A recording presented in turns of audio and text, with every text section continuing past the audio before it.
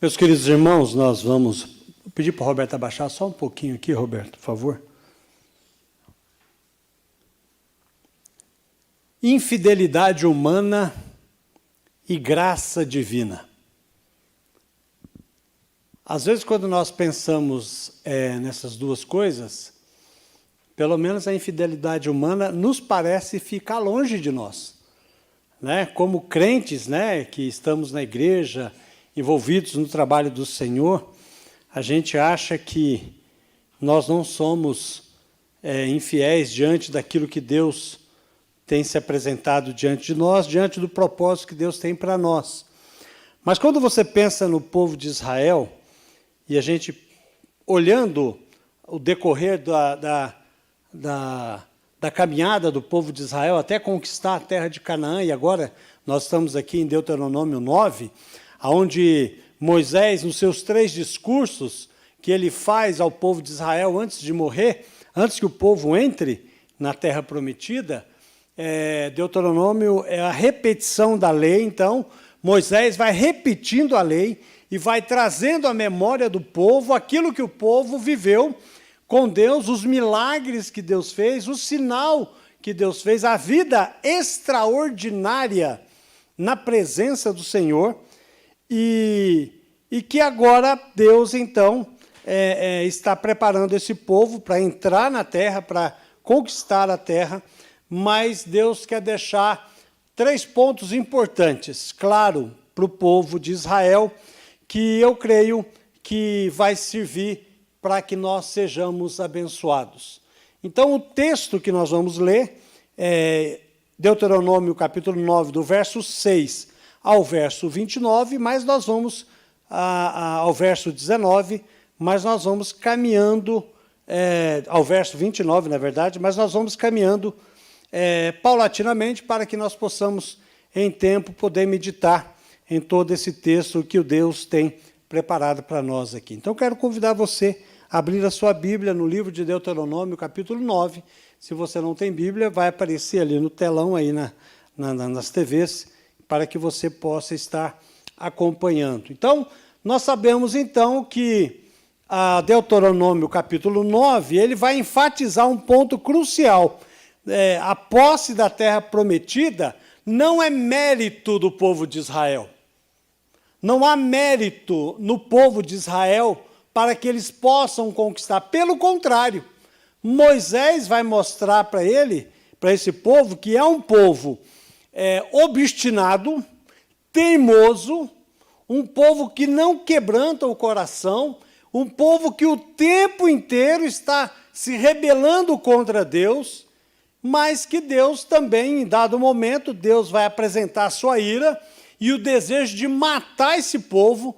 E a partir de Moisés, falou para Moisés, a partir de você, Moisés, eu vou fazer uma nação nova, muito mais poderosa, muito mais forte, mais fiel a mim. E aí você tem 3 pontos aqui neste texto que nós vamos ler. Você tem a rebeldia do povo, você tem a ira de Deus e você tem também a intercessão de Moisés. Então vamos ao texto. O que diz o texto? Nós vamos ler do verso 6 ao verso 12.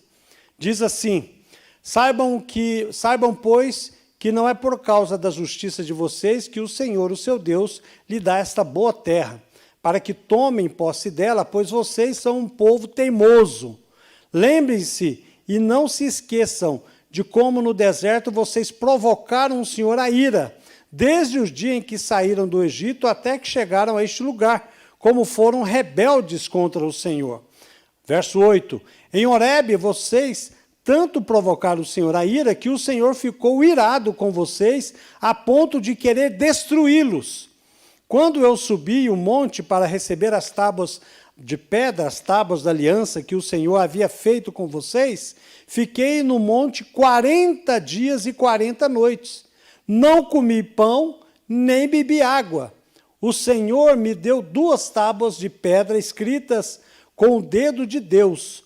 Nelas estavam todas as palavras que o Senhor havia falado com vocês no monte, por meio do fogo, quando todo o povo estava reunido. no fim dos 40 dias e 40 noites, o Senhor me deu as 2 tábuas de pedra, as tábuas da aliança. E o Senhor me disse, levante-se e desça depressa, porque o seu povo que você tirou do Egito já se corrompeu. Bem depressa se desviaram do caminho que lhes ordenei. Fizeram uma imagem fundida para si. Ora, a persistente rebeldia do povo de Israel. Moisés não poupa palavras aqui para dizer ao povo o que eles tinham feito. Moisés não poupa palavras para lembrar que a desobediência do povo logo após a libertação do Egito era um contraste com a bondade de Deus. Deus liberta esse povo, Deus faz sinais, Deus vai sustentando esse povo por todo o deserto, e o povo tem um coração duro, né? Um coração obstinado.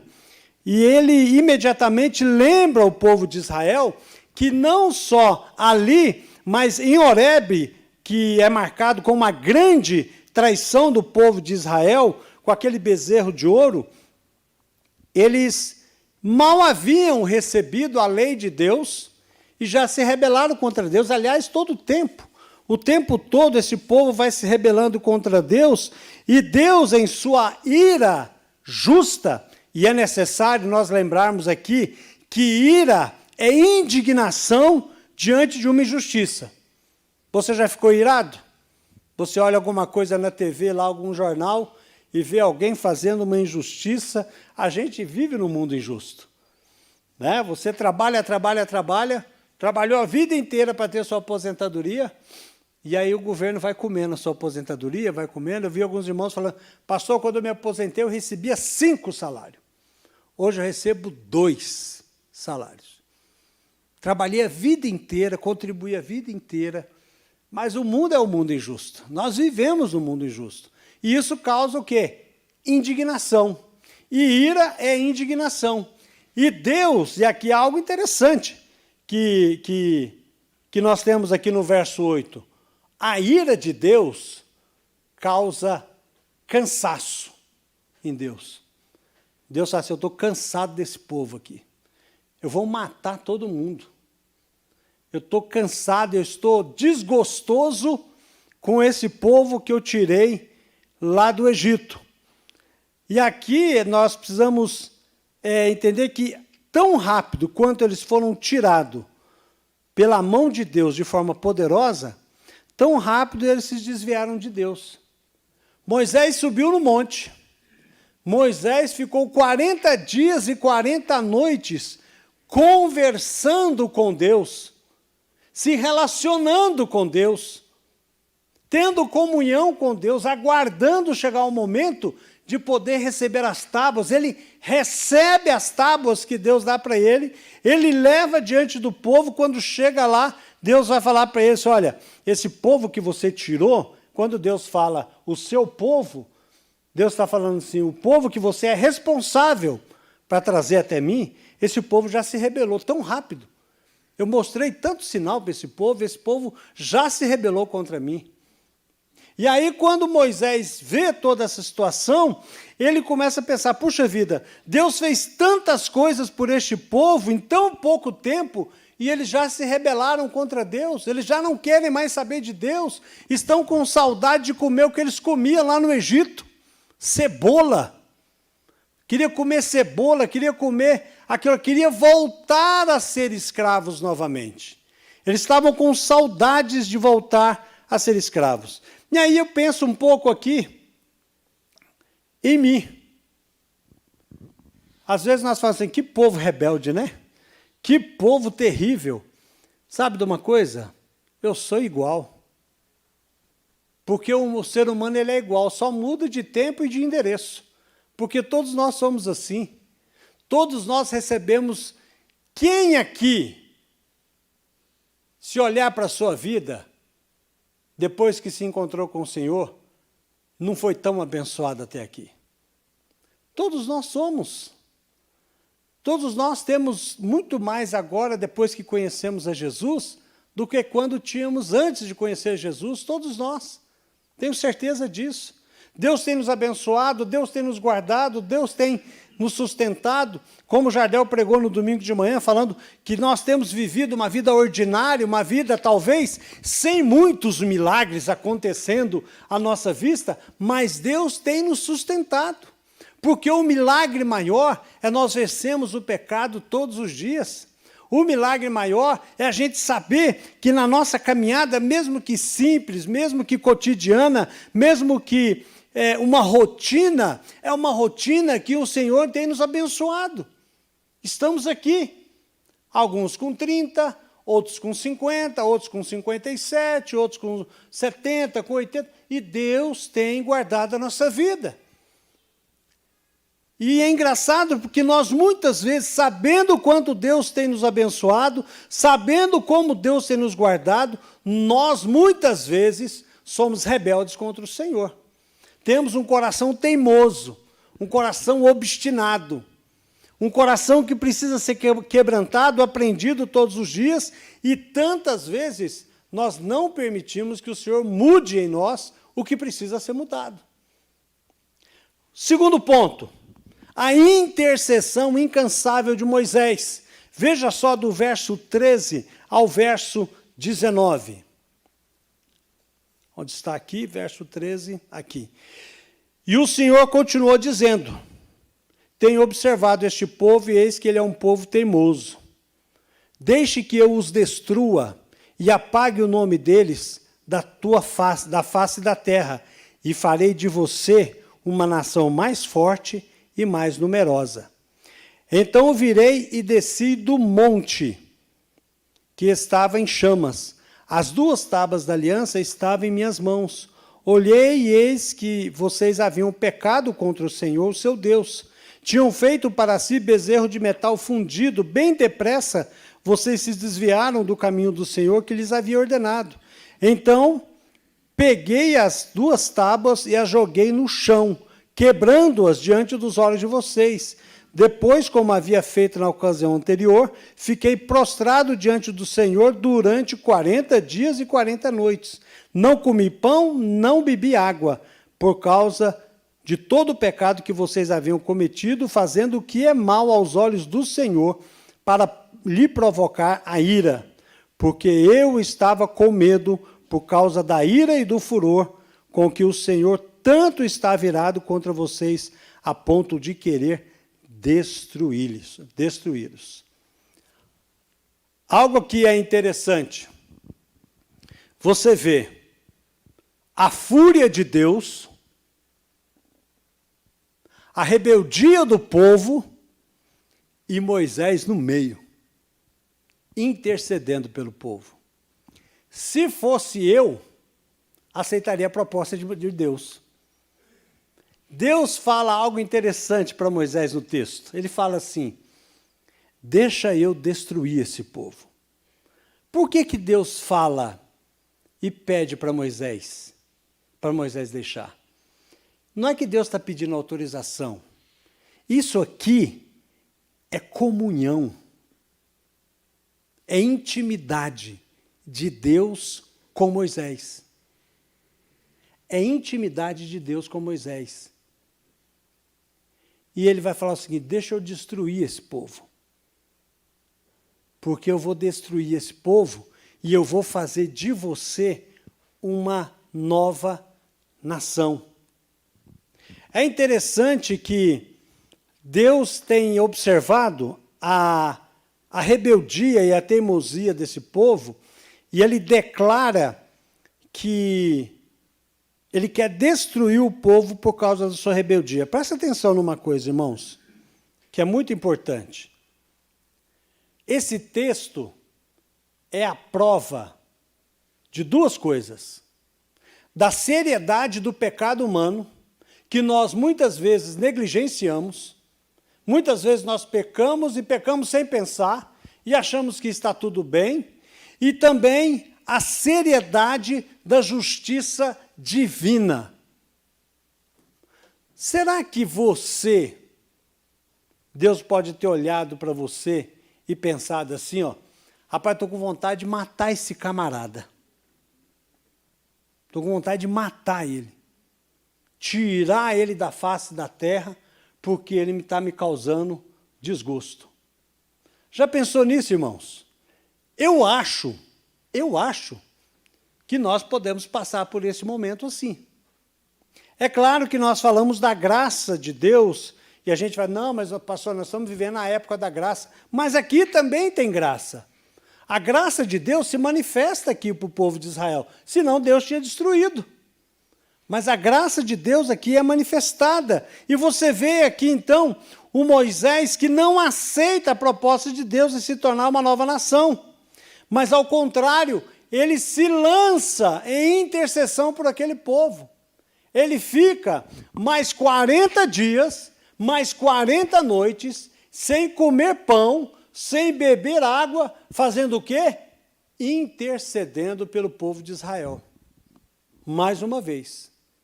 E ele intercede não pelo povo de Israel, ele intercede pelo seu próprio irmão Arão, para que Deus pudesse, então, perdoar o pecado daquele povo. Quando Moisés quebra aquela tábua, as tábuas de pedra, ele está falando o seguinte, bom, vocês não são fiéis à aliança, então vocês não terão mais aliança. É uma quebra da aliança. Ele joga a pedra ali, marcando uma quebra de aliança de Deus com o povo. E aqui Deus mostra para nós que, mesmo quando Moisés quebra as tábuas, de uma forma simbólica, mas quebrando realmente, a sua intercessão pelo povo, ela é caracterizada por um profundo quebrantamento diante de Deus. No verso 18, ele vai dizer, fiquei prostrado diante do Senhor durante 40 dias e 40 noites. Não comi pão, não bebi água, por causa de todo o pecado que vocês haviam cometido. E Moisés, então, intercede pelo povo, pedindo que Deus possa perdoar o povo por causa do seu pecado. E isso destaca, meus irmãos, o poder da oração e a misericórdia de Deus em responder a uma súplica. O poder da oração. Tiago 5,16b diz que a oração de um justo é poderosa e eficaz. Por maior que seja o nosso erro, por maior que seja o nosso pecado, Deus sempre atende a um coração quebrantado e contrito diante dele. E isso é que nós precisamos aprender, que a nossa função como crentes, como filhos de Deus, é orar por nós, interceder que Deus perdoe os nossos pecados e orar por outros, que pode ser em qualquer situação, seja pecado, seja doença, seja qualquer dificuldade. Nós somos chamados a interceder por nós mesmos e pelos outros. E o ponto 3, a lembrança da graça divina. A partir do verso 20, diz o seguinte, o texto, o Senhor estava muito irado com Arão e queria destruí-lo, mas também orei por Arão ao mesmo tempo. Por quê? Porque foi Arão, irmão de Moisés, que fez o bezerro de ouro. Depois peguei o pecado de vocês, aquele bezerro que vocês tinham feito, o queimei e esmaguei, moendo-o até que se desfez em pó. E o pó eu joguei no ribeiro que descia o monte. Também em Taberá, em Massá, em Quibrote Atavá, vocês provocaram muito a ira do Senhor. Também quando o Senhor enviou a Cades Barneia, dizendo, vão e tomem posse da terra que lhes dei, vocês se rebelaram contra o mandado do Senhor seu Deus, e não creram, nem obedeceram a sua voz. Vocês têm sido rebeldes contra o Senhor, desde o dia em que os conheci. Assim fiquei prostrado diante do Senhor durante 40 dias e 40 noites, estive prostrado porque o Senhor tinha dito que queria destruir vocês. Orei ao Senhor dizendo, ó Senhor Deus, Não destrua o teu povo e a tua herança, que resgataste com a tua grandeza, que tiraste do Egito com mão poderosa. Lembra-te dos teus servos, Abrão, Isaque, Jacó, não antes para a dureza deste povo. Não atentes para a dureza deste povo, nem para a sua maldade, nem para o seu pecado, para que o povo da terra da qual nos tiraste não diga, o Senhor não conseguiu levá-los para a terra que lhes havia prometido, e por odiá-los, tirou-lhes daqui para matá-los no deserto. Mas eles são o teu povo e a tua herança, que tiraste com o teu grande poder e com o braço estendido. Algo que é interessante nessa passagem, meus queridos irmãos, é que Moisés traz a lembrança de quão teimoso era este povo. Já era a quarta vez que esse povo, 4 vezes que esse povo havia teimado contra o Senhor, e Moisés, no verso 22, vai trazer à memória do povo como eles eram teimosos. Qual era a maior teimosia, qual era a maior ação do povo de Israel que fazia com que eles cometessem pecado? 2. Murmuração e insatisfação. E aqui 2 coisas que são terríveis no âmbito daqueles que convivem na presença de Deus. Quem murmura contra Deus? Sabe quem murmura contra Deus? E quem é que murmurava contra Deus aqui? Eram aqueles que não andavam com Deus. Quando o povo de Israel sai do Egito, vai uma leva de gente que não tem nada a ver com o povo de Israel, mas é gente que olhou os milagres e disse o seguinte, esse povo aí é abençoado, porque esse Deus deles aí é bom, então eu vou seguir esse povo, para que eu também seja abençoado. E aí esse povo de Israel aqui começa a ser iludido por esse povo que está no meio deles. E eles também vão sendo influenciados, e começam, então, a murmurar. E murmuravam porque não tinha comunhão com Deus. Murmuravam porque não tinham sido transformados por Deus. Murmuravam porque não liam qual era a vontade de Deus e não buscavam ter comunhão com Deus. Isso não acontece hoje. Será que temos gente, será que nós, às vezes, murmuramos contra Deus? Será que nós, às vezes, reclamamos com Deus porque não estamos satisfeitos com aquilo que Deus tem dado para nós? E exatamente a pregação do Jardel no domingo de manhã, quando ele fala de uma vida ordinária, de uma vida simples, e muitas vezes nós ficamos ouvindo por aí sobre viver o extraordinário de Deus, algo que Deus ainda vai fazer na sua vida. Deus já tem feito a cada um de nós.